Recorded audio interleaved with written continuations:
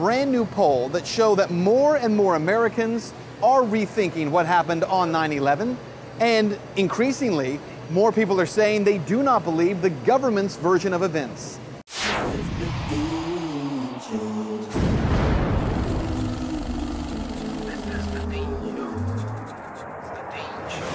Greetings of peace. Welcome to the Dean Show. Subscribe if you haven't already. Now, it's a very sad reality that whenever 9/11 is mentioned, somehow Islam and Muslims has to get brought up, or people in the back of their mind are thinking, okay, Islam had something to do with it, motivating Muslims.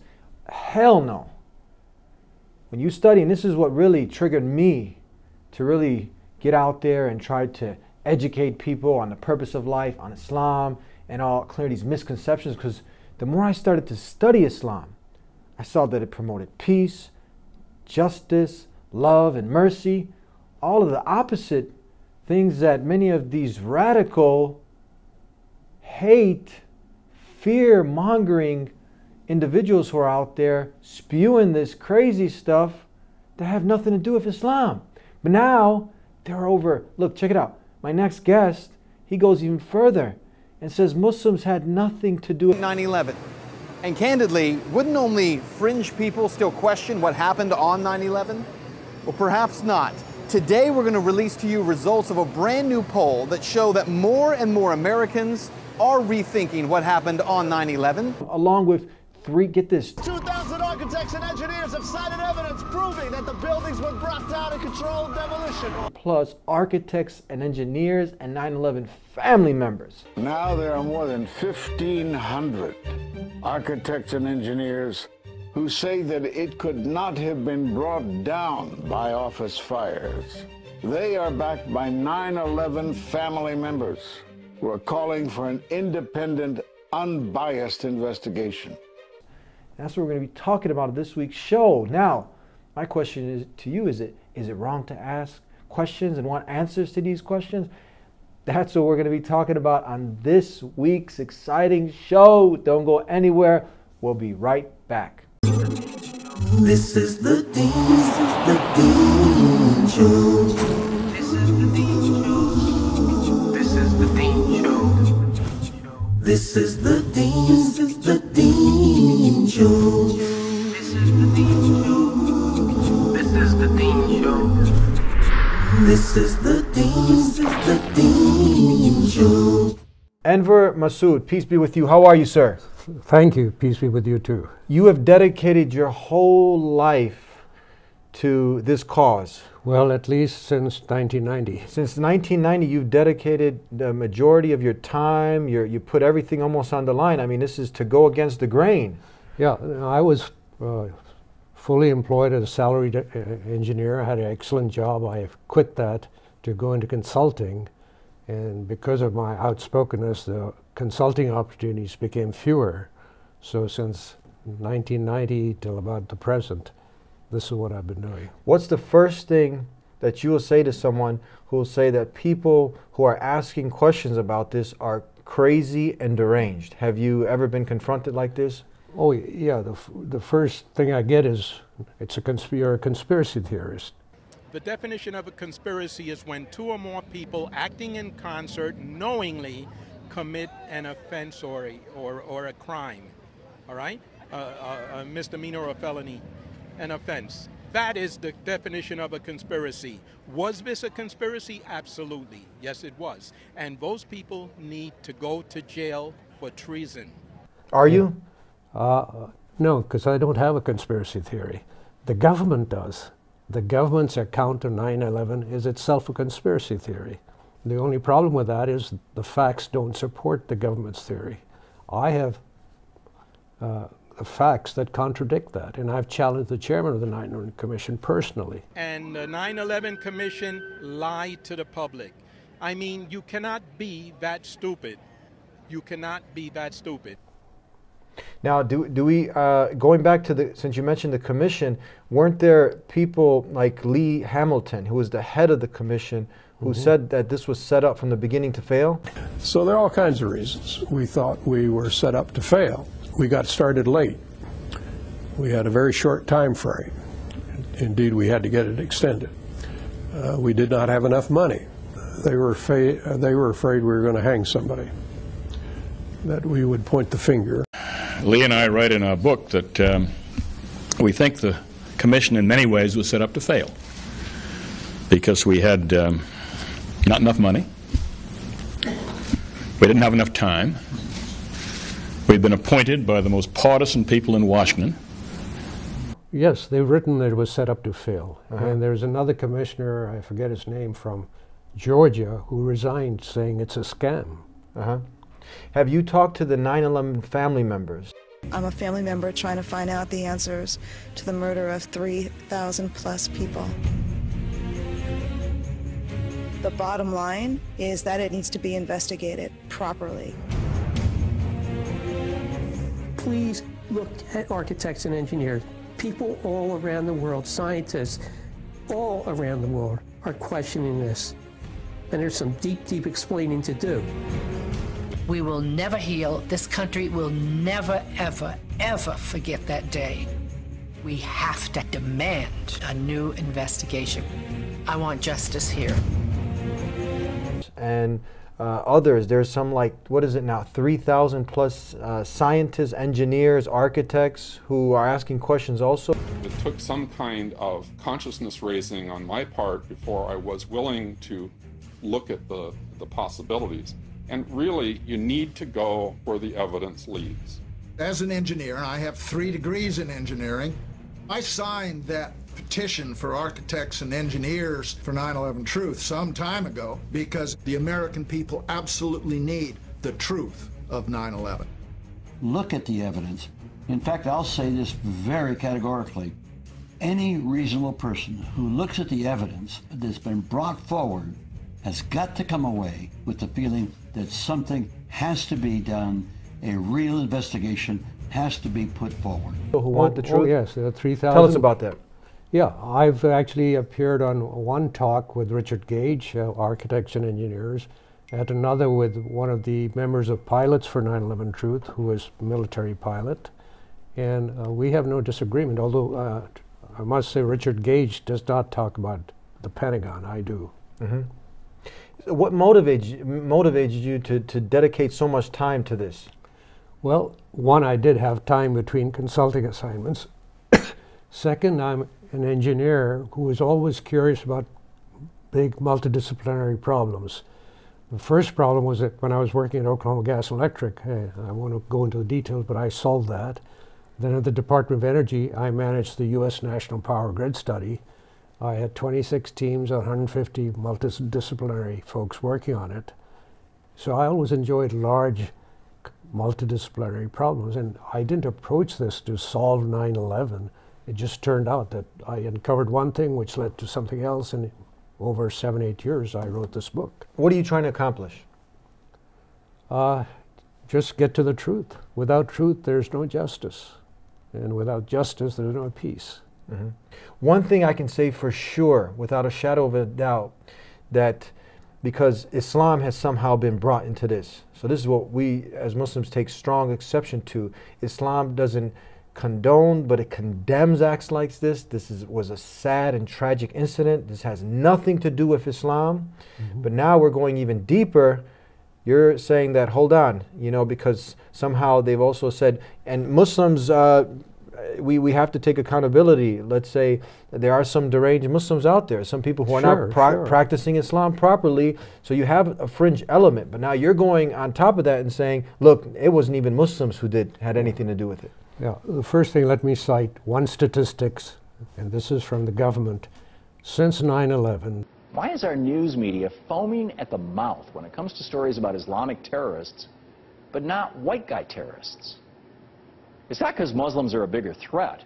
In fact, between 1980 and 2005, 94% of all the attempted or successful terrorist attacks on U.S. soil were not carried out by Islamic radicals, but instead by non-Muslims, mostly white guys. So then why the obsession? Islam prohibits killing of innocent human beings. Human life is precious. So inside the U.S., there are more Americans killed by non-Muslims. In this country, Do they blow people up? Yes, Christians every day. People walk into post office. People walk into post offices. They walk into schools. That's what Columbine is. I could do this all day long. There are so many more examples of Christians, and I happen to be a Christian. That's back to this notion of you're idealizing Christianity in my mind, to my read.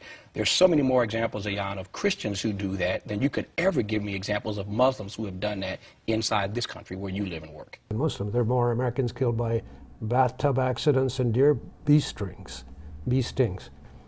So, of course, there are Muslims that are doing all kinds of horrible acts, but many of them are inspired by the U.S. or actually cultivated by the U.S. Are you aware that the Taliban, when the U.S. was still in there fighting the Russians, they sent textbooks to Afghanistan, where the ABC that you're used to with A for apple, B for something, banana, was replaced by all weapons and ammunition. And those textbooks were prepared here in the U.S. and sent to Afghanistan. Much of the violence, it's not to say there was never violence, but much of it has been exacerbated by the policy of the West. There's a fireman right now that we're going to take a clip and show. As I said, I had 32 years there, and I was also a trained fire marshal. A fire marshal is considered an expert witness in court. He's like a forensic detective. He has the power to administer the oath, take testimony, and issue a subpoena. That's a lot of power. There was an explosion. The building did come down in complete classical controlled demolition. It came down on its own footprint. There's no question about that. As a matter of fact, Richard Gage from Architects and Engineers has completely handled that from his area of expertise. Never in the history of the world, never in the history of high-rise skyscrapers has ever a skyscraper ever come down because of fire. And I'm talking massive fire. And you know the reason why? Because fire does not burn by itself hot enough to compromise and melt steel. What we had in the World Trade Center, and I saw myself, was molten lava-like pockets of molten steel. All right, I spent the night on the pile searching for bodies, and I saw that with my own eyes. So who are you going to believe? Are you going to believe a bunch of government bureaucrats or my fellow brothers, which I lost 343 guys that day?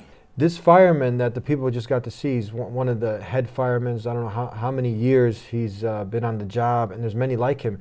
He's saying that this was a controlled demolition. Started running, floor by floor, instead of popping out. It was if they had detonated. If they were planned to take down a building. Boom, boom, boom, boom, boom, boom, boom. What are your thoughts on that? Oh yeah, I'm no demolition expert, but just as an engineer, seeing how the buildings collapse. So you are also a certified engineer? Yeah, I have electrical and industrial engineering degrees. There's no way that building can collapse like that without explosives of some kind.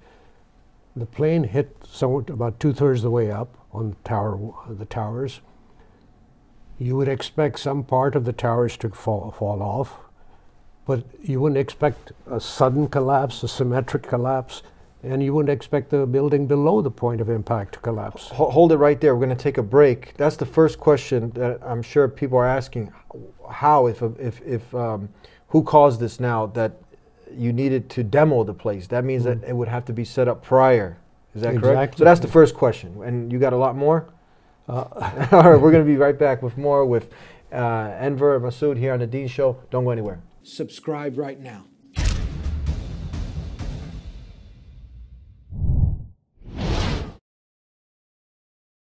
Back here on The Dean Show. First question, could we say, safe to say, who set up the demo? Well, we don't know. We know the buildings were, their security systems had been turned off for some time prior to 9/11, that folks were coming in and out of the building, and that others don't know who they were. So somebody set up the explosives. We don't know who did it. How about there is an interesting Hispanic gentleman. William Rodriguez, a janitor in the Twin Towers for almost 20 years and 9/11 survivor, who saved hundreds of lives on September 11th by unlocking door after door for firefighters and dragging out at least a dozen people with his own bare hands. Known as the last man out before the World Trade Center collapsed, his unlikely story had the media glued to him like bees to honey. Who was the janitor? Have you met him? I've corresponded with him. Rodriguez? Yes. Yeah. He was given many awards, and he was with, was it Clinton? Clinton, that must have been quite an honor for you. It was an experience, definitely, and at that time I was basically loaded to go into politics because they said this is the guy that we need to get the Latino vote, and I was playing the whole game of politics because I was doing the activism, and until the moment that I started to ask questions about what really happened on 9/11, and you may remember the whole thing about the 9/11 Commission to be formed, and basically became very active to get it basically started.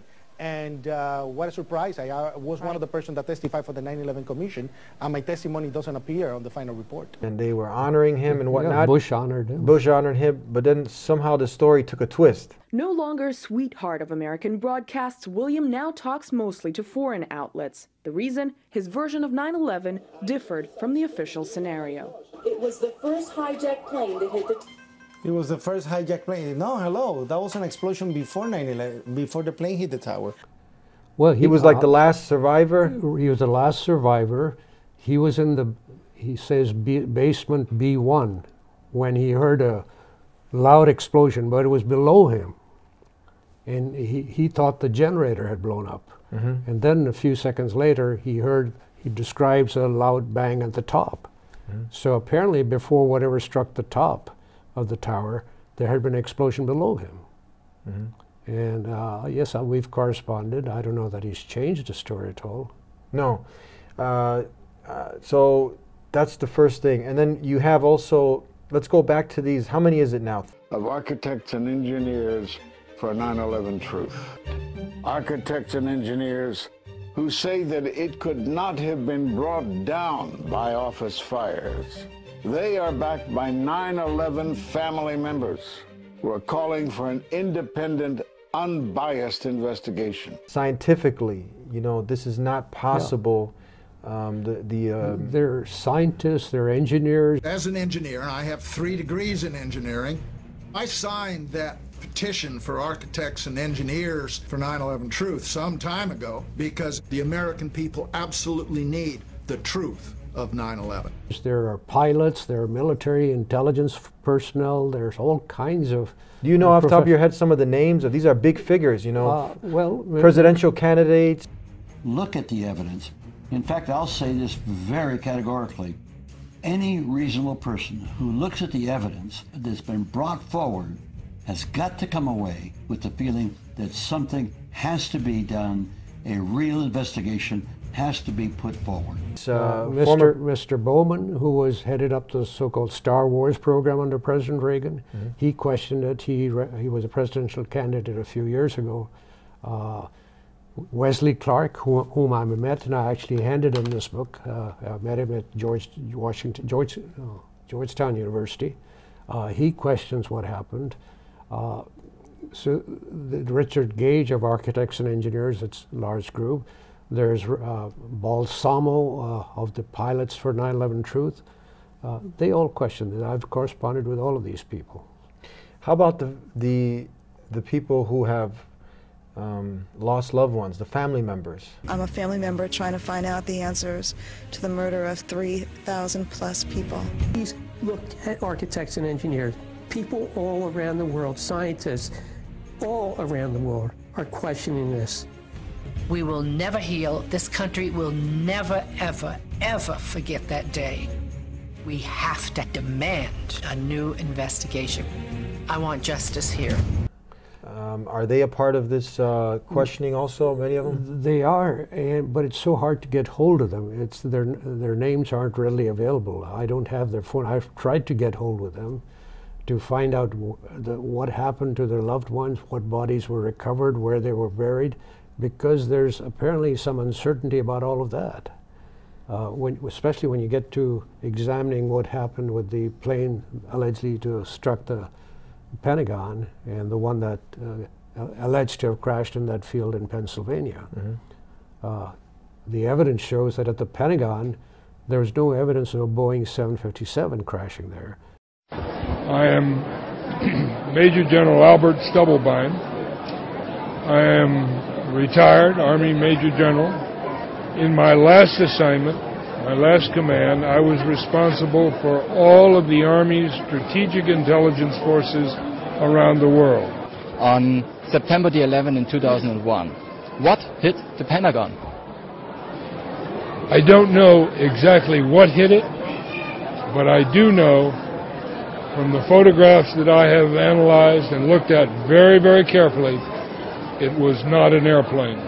And the field in Pennsylvania, whatever fell there was blown out of the sky. It did not impact the earth with that story about the passengers struggling with the hijacker. That's all false. Mm-hmm. Seems like Geraldo, you know, Geraldo, he had a change of, he's a famous reporter. He's someone, after he listened to some of the family members and the chief of architects and engineers, he had a change of heart. And what caught my eye is more than 1,300 architects and engineers examine the evidence about Building 7's collapse and disagree with the official report issued by the National Institute of Standards and Technology. I certainly am much more open-minded about it than I was, and it is because of the involvement of the 9/11 families and all these engineers and architects. Yeah, Geraldo, I saw one YouTube video where he changed his mind about it. The biggest, I think the one name we haven't mentioned is Professor David Ray Griffin. Professor David Ray Griffin was a retired theologian from a California university and a philosopher. And he had written 12, 15 books on philosophy and theology. He came across these so-called conspiracy theorists and was very skeptical, but eventually he looked into it and ended up writing 12, 13 books on 9/11. 12, 13 books. Yes. So he started off as a skeptic. He wouldn't believe any of this and probably was calling people crazy and deranged. Yeah, and now he's writing about global warming and the environment. But I mean, if you want, the person that's done, I think, the best research and written the most about it is David Ray Griffin. Mm-hmm. Have things like this in the past happen? You have like, was it 1964, yes. The Gulf of Tonkin? And yeah, it's very common for major powers to lie to their people to justify some military action. The Gulf of Tonkin, where the Vietnamese were alleged to have shot at our ships, I think the USS Maddox, if I remember correctly, that was a lie, because Lyndon Johnson is quoted to have said, "For all I know, they were shooting at whales." This is in the archives. I got this out of there. The other one, more interesting or more directly relevant, is the Operation Northwoods. Operation Northwoods was a plan proposed by the Joint Chiefs of Staff to President Kennedy. And what they said, we will shoot Americans on the streets here. We will fly a plane with Americans towards Cuba, substitute it for an unmanned plane, and shoot it down and blame Cuba, so that they would have an excuse to attack Cuba and make war on Castro. So this is very common. The Pearl Harbor, some say, was well, it wasn't a false flag, but the president knew it was coming and let it happen so they could join the war against Japan. Mm-hmm. Who benefits at the end? If you look at motive, we don't have to bring on Sherlock Holmes to come in and look, because obviously this goes against the teachings of Islam. This has nothing to do with Islam. You actually can buy yourself a one-way ticket to the hellfire by killing one innocent human being. You know, Islam is clear on this. You have no justification in Islam, and that's why when we look at, as Muslims, those who are trying to live in peace with society, with our Creator, and this has only brought more harm to Islam and Muslims. Exactly. So there's no benefit there for Islam or Muslims, but who really at the end benefits? Well, at the end, the folks that benefit is the military-industrial congressional complex, and now the so-called Homeland Security complex. These are the guys benefiting. They've been benefiting for years. President Eisenhower warned against the military-industrial complex.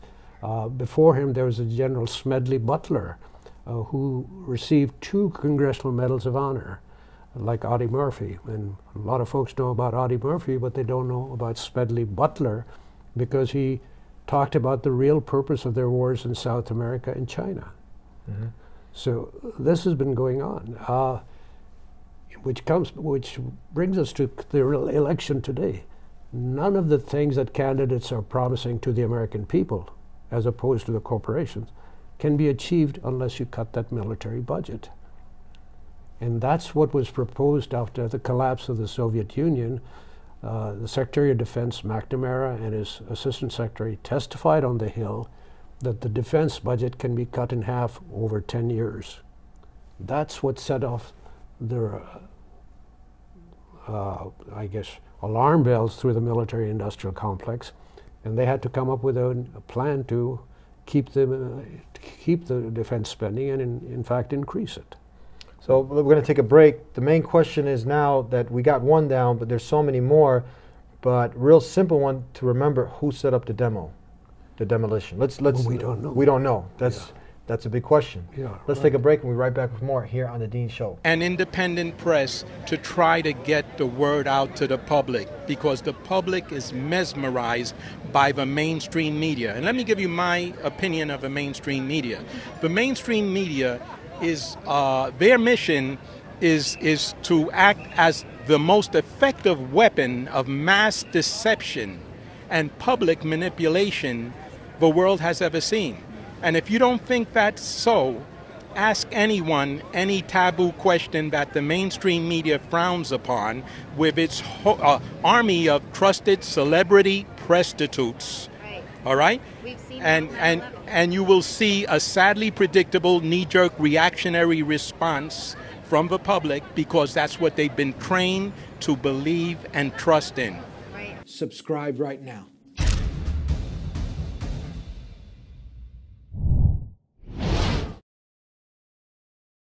Back here on the Dean Show with the author of 9/11 Unveiled. How many people can get this for free, you said, online? Yeah, it's free. Just Google 9/11 Unveiled free and you'll get to it. How many downloads? Over 75,000. Over 75,000. Okay, now let me ask you this. The war on Islam.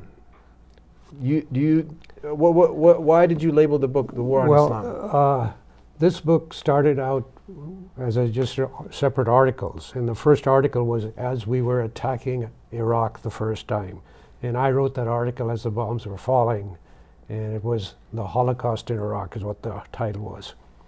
And I continued writing it. At some point, someone suggested, why don't you put this into a book? So I did, and I thought of a catchy title. The titles, if they're long, I couldn't write The War for Resources, Markets, etc. Mm-hmm. So it was The War on Islam.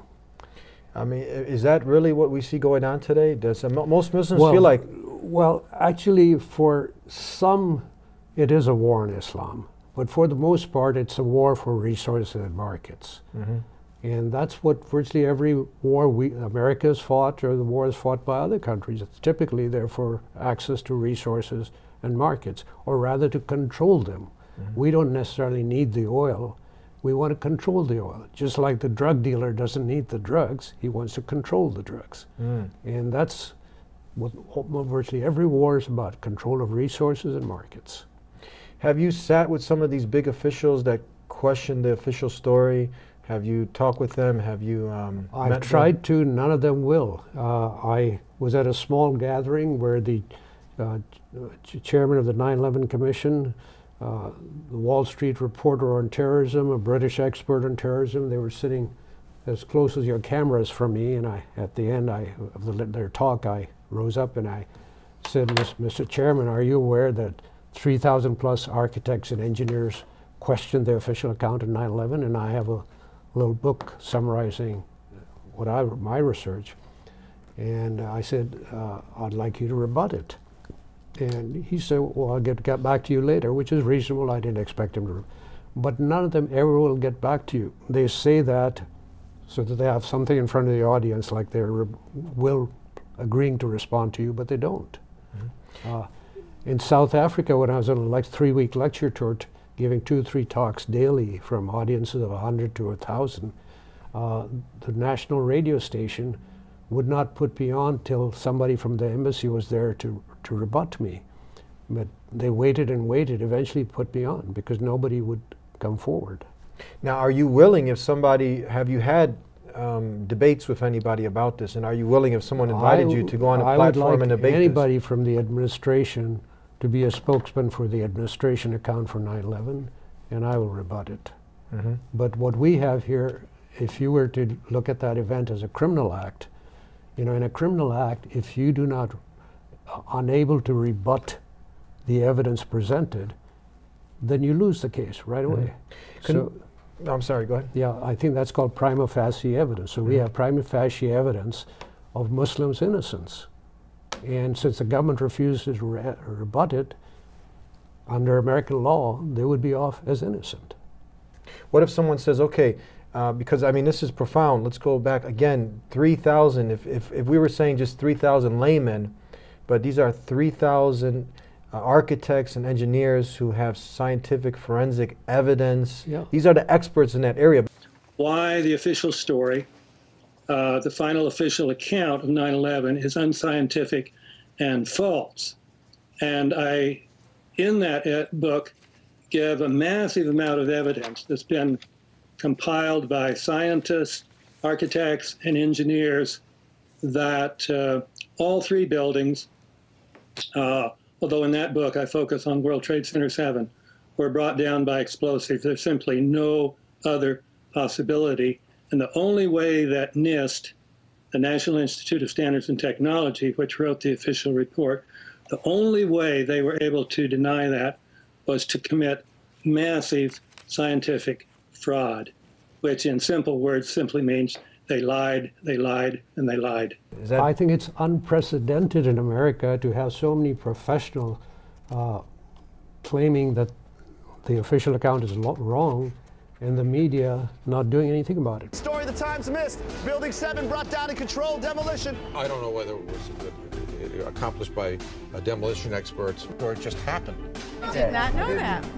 Never knew that. Just check out our billboard right up there, ma'am. Check it out. Thank you. I actually, where was it that we were just at the airport recently and it had that on top of the taxi cab? I think there's something to it.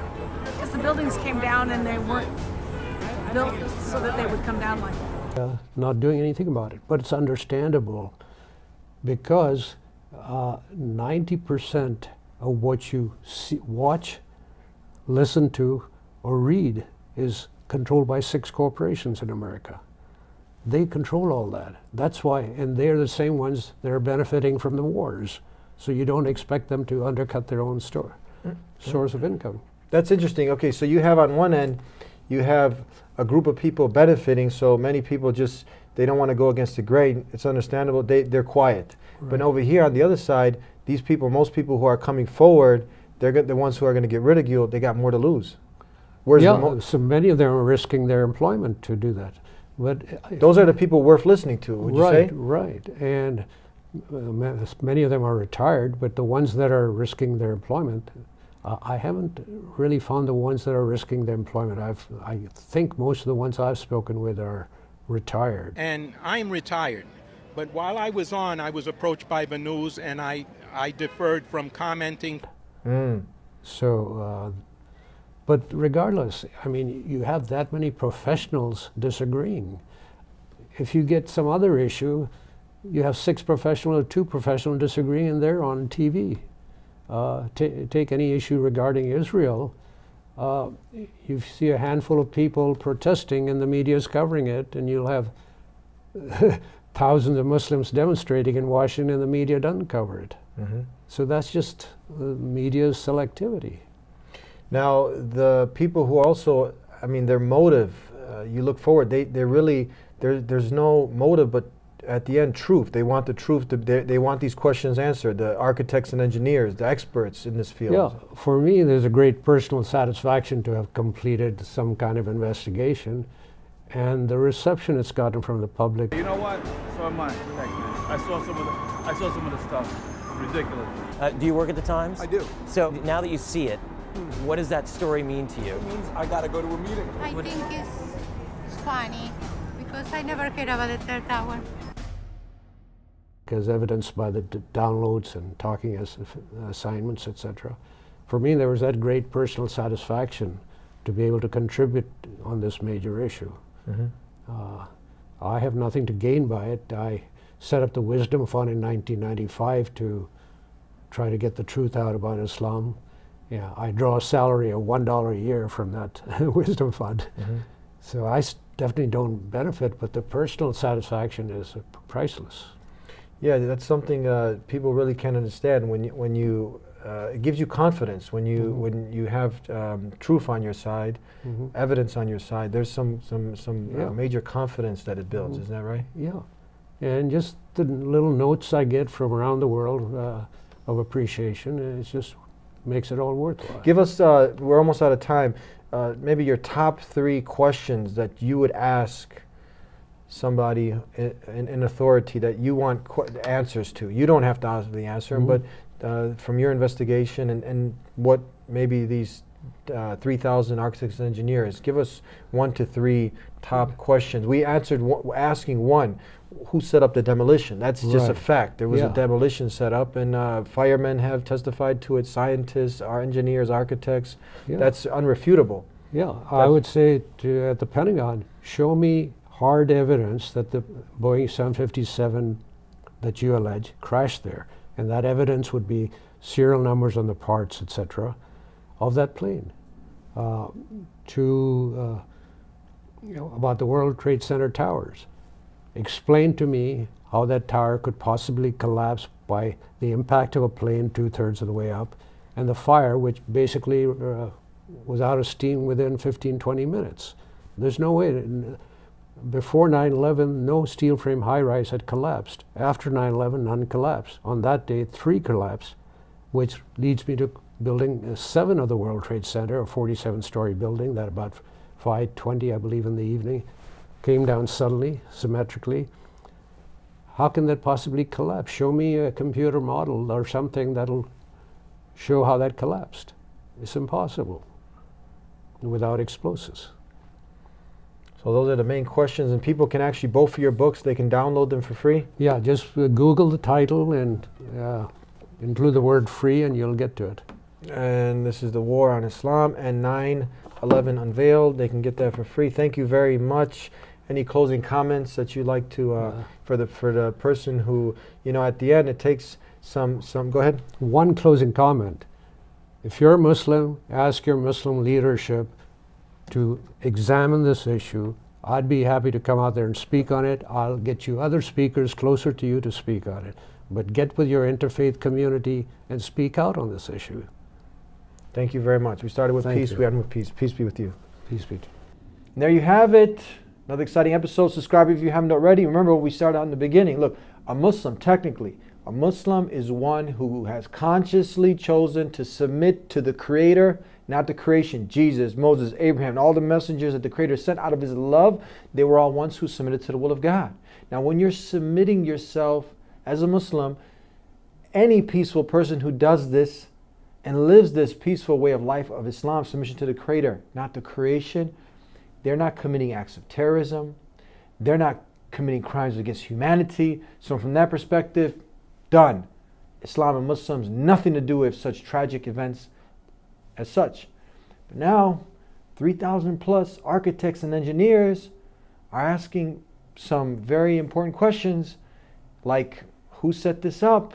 The demo, and firefighters and American patriots and politicians who are coming forward, who have had a awakening of the consciousness, people who have looked into this a little bit deeper and who are not just blindly following the official stories.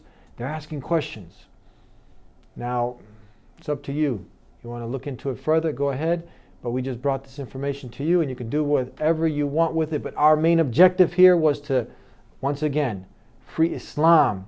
That when you think about Islam, you think about what I thought about when I started to learn it, the love, the mercy, and the justice, and to have a new picture painted in your mind and to free you from any clouded vision that you might have, some perverted vision about Muslims and Islam, because the more you study it, the more you will be free from thinking that it had anything to do with motivating people to do such an evil act.